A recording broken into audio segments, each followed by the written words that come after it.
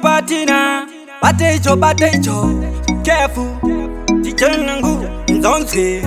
Antikuva kwa murume kubudaura, afaneve masono muri kuvereirwa. Aprince nyinga zigare dzakavhurika, kuti uone kori kwenene kwaurikwa. Pachano tanda ziva zvinhu zvako, inge mwari vekakubatuka mavoko. Safa watemba kunyangwe hama yako, yokufuratira vochitika ndiwako.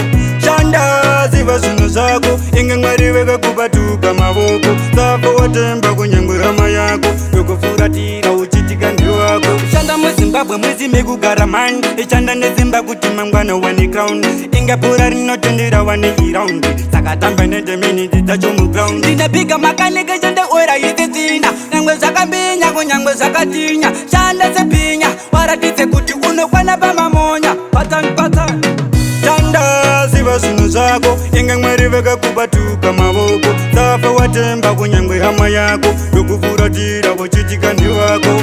Shanda ziva zvinhu zvako, inge mwari vekakubatuka mavoko. Safa watemba kunyangwe hama yako, yokufuratira vochitika ndiwako. Ndinoda kuti uje chako kacheziya, chaunoziva kuti wakambudira digita. Semurume wana pako pekubata-bata, prince kungazigare dzakabaka-baka. Upenyu hauna kuchipakanaika, usaganze zvako iwe naika.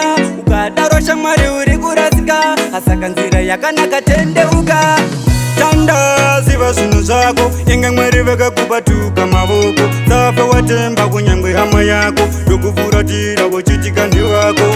Shanda ziva zvinhu zvako, inge mwari vekakubatuka mavoko. Safa watemba kunyangwe hama yako, yokufuratira vochitika ndiwako. Shanda muZimbabwe mwezi mekugara mani, echanda nezimba kuti mangwana wane crown. Inga pura rinotendera wane iround, saka tamba nende minutes dzacho muground. Ndinapiga makanike chande ora yititsina, nyangwe zvakambinya kunyangwe zvakatinya. Shanda sepinya, waratidze kuti unokwana pamamonya. Pattern tanda ziva zvinhu zvako, inge mwari vekakubatuka mavoko. Safa watemba kunyangwe hama yako, yokufuratira vochitika ndiwako.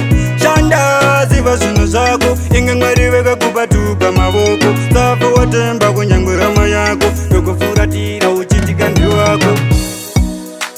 Mutara kabira erikane vachusa nakule captain tiyo wagwan batecho Take a record, baby.